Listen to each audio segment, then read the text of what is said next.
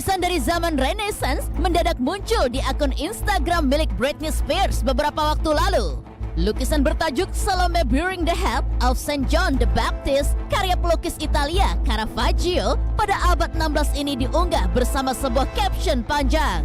Dalam unggahannya ini, penyanyi kelahiran Desember 1981 ini menegaskan bahwa dirinya tak akan pernah kembali ke dunia musik lagi.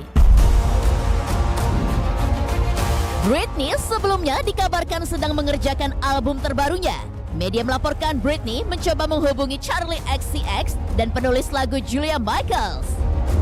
Ketiganya dikabarkan tengah berencana menggarap sebuah musik dan lagu yang sifatnya masih rahasia. Namun hal tersebut dibantah keras oleh pelantun lagu Baby One More. Ibu dua anak ini berkata bahwa ia telah menulis lebih dari 20 lagu untuk orang lain selama 2 tahun terakhir.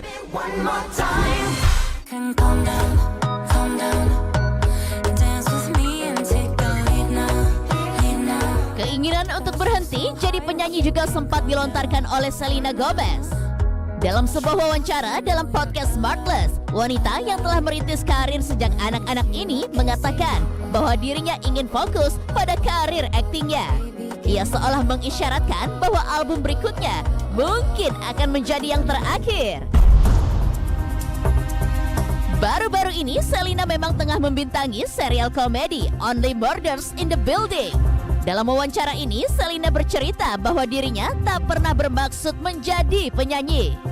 Tapi, setelah menyanyikan lagu tema untuk sitkom Wizard of Waverly Place tahun 2007, Disney bertanya padanya apakah ia mau merekam sebuah album. Sejak itulah, karir bernyanyi Selena berkembang hingga menjadi salah satu solois yang cukup sukses. Meski sering terlihat aktif di media sosial dan membagikan foto untuk menyapa penggemar, rupanya Selena Gomez pernah berhenti menggunakan internet selama lebih dari 4 tahun. Penyanyi cantik ini mengungkapkan bahwa hiatus menggunakan internet merupakan salah satu cara untuk melindungi kesehatan mentalnya. I haven't been on the internet in 4.5 years. What does that do to detox your life? It has changed my life completely. I am happier. I am more present. Dalam sebuah wawancara, Selena mengaku bahwa puasa menggunakan internet merupakan pilihan yang tepat dalam hidupnya. Ia merasa lebih bahagia dan lebih terhubung dengan orang-orang terdekat. Perempuan berusia 30 tahun ini terang-terangan membicarakan masalah kesehatan mentalnya setelah didiagnosis menderita lupus pada tahun 2019. Sejak saat itu, Selena Gomez rajin mengikuti terapi.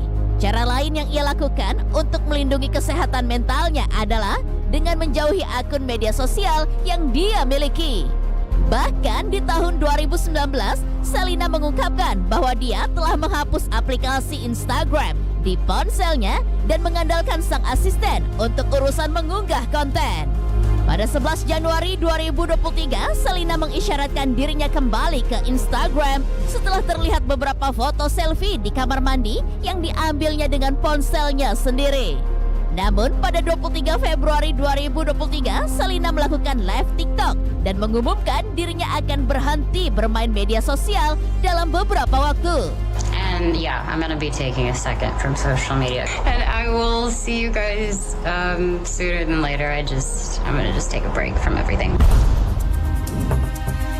Selena Gomez sendiri menjadi wanita dengan pengikut terbanyak di Instagram. Hingga Sabtu 6 Januari, ia memiliki 429 juta pengikut, melampaui pemegang gelar sebelumnya, Kylie Jenner, dengan 399 juta pengikut.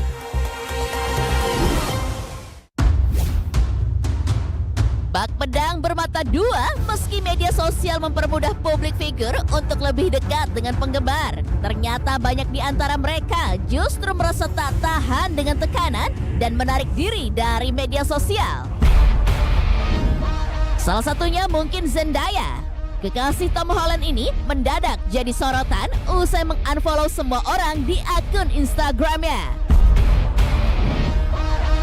Bintang film Spider-Man Homecoming ini tak lagi mengikuti akun siapapun sejak 3 Januari lalu. Wanita berusia 27 tahun ini juga berhenti mengikuti akun Tom Holland sang kekasih. Sebelum memutuskan mengunfollow semua orang di Instagram, Zendaya sempat mengunggah poster untuk film terbarunya, Challengers, yang kabarnya akan tayang pada April mendatang. Hingga saat ini tak diketahui maksud Zendaya mengunfollow semua orang di Instagram pribadinya. Namun pada tahun 2021 lalu, Zendaya sempat mengatakan bahwa ada saat-saat di mana dia menghindari postingan di media sosial demi kesehatan mentalnya. Berada di media sosial kadang membuat dirinya cemas dan terlalu overthinking. Selain alasan pribadi, beberapa pihak menduga keputusan Zendaya berkaitan dengan marketing filmnya, yaitu Dune Part 2 dan juga Challengers.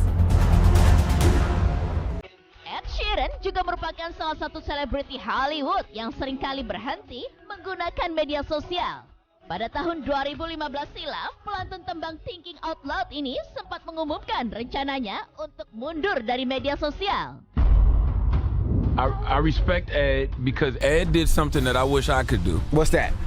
Took a year-long break from social media. I still don't have a phone as well. I don't have a phone anymore. I bought an iPad that has a like roaming on it, so you can like get internet on the iPad. So I do like a tweet. I check Twitter in the morning and check Twitter in the evening, do emails in the morning, do emails in the evening, and then I spend the whole day having conversations with people. Kala itu, ia beralasan ingin berkeliling dunia dan melihat langsung segala sesuatu yang ia lewatkan usai menjalani tur non-stop yang melelahkan. Tanpa sosial media ataupun ponsel, Ed juga mengaku lebih banyak berinteraksi dengan orang. Ia juga menggunakan kesempatan ini untuk fokus menggarap album ketiganya. Saat itu, Ed Sheeran hanya berkomunikasi melalui email. Usai kembali ke media sosial, penyanyi berusia 32 tahun ini kembali mengumumkan akan hiatus sejenak dari media sosial. Hal ini ia sampaikan melalui Instagram pribadinya pada Selasa 24 Desember 2019. Sama seperti sebelumnya, Ed memanfaatkan momen ini untuk beristirahat, bepergian, menulis, dan membaca. Menggeluti olahraga yang tergolong ekstrim, rupanya tidak mengenal usia. Seperti yang dilakukan oleh lansia berikut ini. Gente, viene nada más y nada menos que Yuji Oyama. Rahasia Oyama untuk terus bermain skateboard di level tinggi ternyata adalah karena olahraga CrossFit yang telah ia ikuti selama bertahun-tahun, menjaganya tetap lentur dan gesit. Main skateboard selagi dia mampu dan ia ingin melatih generasi muda skateboarder perempuan berikutnya.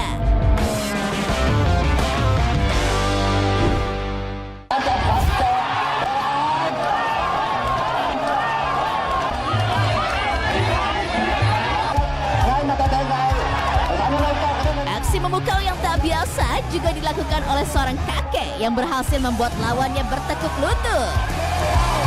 Prestasi luar biasa diraih seorang pria lansia berumur hampir 70 tahun asal Thailand. Kakek bernama Kopdan Borkorsor ini berhasil menjadi juara Muay Thai usai menggasak habis lawannya yang masih berusia 41 tahun hingga KO. Pertandingan antara kedua atlet Muay Thai dengan selisih umur lebih dari 20 tahun ini beredar di sejumlah media sosial dan berhasil mencuri perhatian warganet. Kakek tersebut nampak masih sehat dan bugar. Bahkan bentuk tubuhnya juga tergolong sangat atletis untuk pria seumurannya. Sementara lawannya adalah pria 41 tahun dengan tubuh lebih besar daripada si kakek. Selama pertandingan, si kakek terlihat santai. Meski lawannya nampak lebih agresif dalam menyerang, sang kakek tidak terintimidasi. Ia berhasil melakukan serangan balik pada lawannya tersebut. Separuh jalannya pertandingan, sang kakek berhasil membokol jatuh lawannya. Hal ini makin membuat penonton ramai bersorak-sorai. Akan tetapi, pemuda itu berhasil bangkit. Saat pertandingan berlanjut, tampak pria ini mulai kehilangan konsentrasi karena kelelahan. Sementara sang kakek masih tetap santai dan segar. Namun sang kakek juga sempat terjatuh karena pukulan. Dia langsung bisa bangkit dan menyerang balik lawannya. Pertandingan pun semakin seru di mana kedua pria ini saling aktif menyerang. Namun terlihat jelas lawan sang kakek sudah mulai lunglai karena kehilangan banyak tenaga.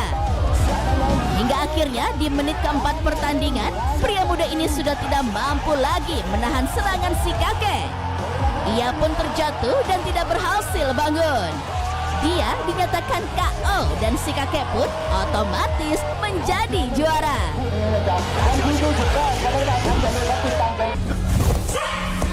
老板娘，我给你一只手，让你摔都摔不动。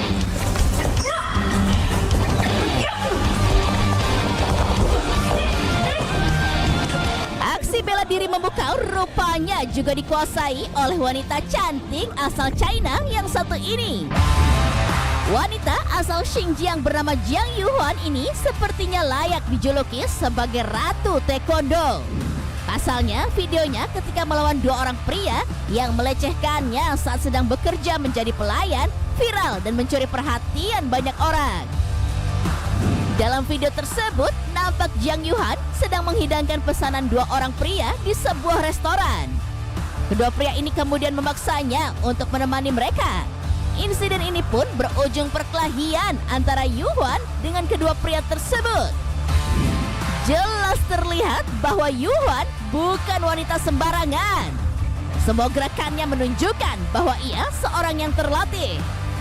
Peristiwa perkelahian tersebut kemungkinan besar memang hanya settingan, bukan peristiwa sebenarnya. Namun terlepas dari hal itu, tidak diragukan bahwa Jiang Yuhuan adalah Ratu Taekwondo yang sebenarnya. Gadis 24 tahun ini adalah seorang pemegang sabuk hitam sekaligus juara Taekwondo asal provinsi Shandong, China. Yuhuan berlatih Taekwondo sejak berusia 11 tahun dan kerap menjadi juara dalam berbagai kejuaraan Taekwondo. Yuhuan kerap menunjukkan keahliannya dalam berbagai platform media sosial tentang ilmu bela diri. Nampak dari berbagai unggahan, Yuhuan menunjukkan gerakannya yang lincah, cepat, dan tepat. Ia adalah idola bagi pecinta ilmu bela diri.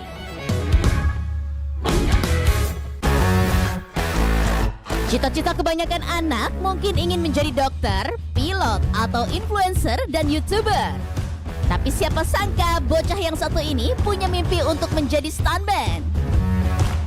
My name is Trinity Lewis and I'm 12 years old. Yap, Trinity Lewis, bocah berusia 12 tahun asal Arizona, Amerika Serikat, ingin memantapkan diri menjadi pemeran pengganti dalam film alias stuntman. Begitu kuat keinginannya hingga Lewis telah berlatih sejak usia 3 tahun. Tentu saja sang ayahlah yang mengajarkan gerakan bela diri untuk pertama kalinya. When I was younger, I was the one that approached my dad. I've been watching my dad when he was riding his unicycle, so I wanted to try. It was really fun. In the beginning it was hard, then after a while it get easier and easier. My dad will hold my hand and spot me, then after he thinks I'm ready, then he'll let me try it by myself. It took me a day or two to perfect it. Awalnya hanya ingin menuruti kemauan anak. Namun siapa sangka semua yang dilakukan oleh Lewis mampu membuat sang ayah terkesima. He impressed me with many of the tricks, like unicycle, juggling, skateboard.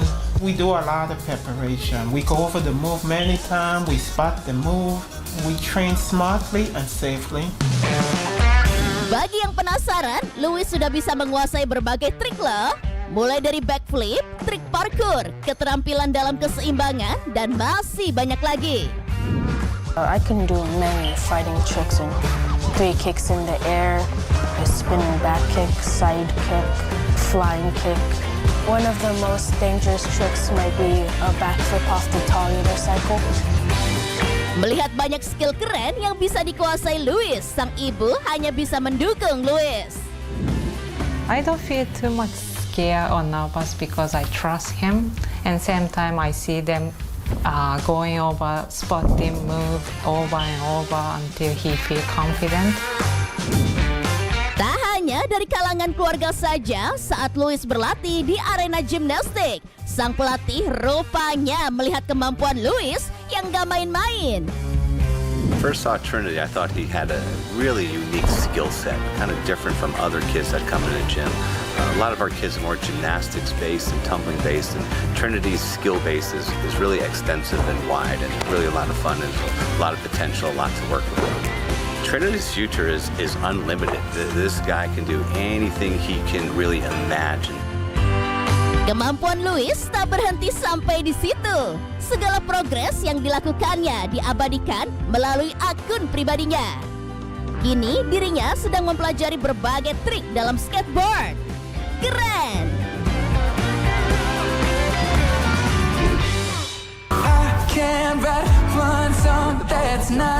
Perjalanan dari Belanda menuju Indonesia dengan sepeda. Mungkin terdengar mustahil ya, namun hal tersebut nyatanya berhasil dilakukan oleh pasangan unik Diego dan Marlies. Ya, mereka berhasil mengarungi jarak antara Jakarta dengan Amsterdam dengan kayuhan sepeda. Melewati 23 negara, keduanya mengayuh sepeda dengan total jarak tempuh lebih dari 12.000 km. Perjalanan mengayuh sepeda ini memakan waktu hingga 11 bulan lamanya. Namun rupanya bukan hanya mengayuh tanpa tujuan. Mereka juga mendokumentasikan setiap negara yang mereka lewati, terutama penduduk lokal dan budayanya. Bahkan Diego dan Marlies juga mengumpulkan dana amal untuk manusia, hewan, dan pohon. Mereka berhasil mengumpulkan donasi sebesar 15.000 euro atau sekitar 240 juta rupiah. Donasi tersebut pun disumbangkan ke beberapa organisasi yang berhubungan dengan pelestarian alam. Dalam perjalanan panjangnya itu, rupanya mereka menamainya sebagai Everything in Between. Semata nama tersebut rupanya memiliki arti sebuah kisah cinta dua insan beda negara.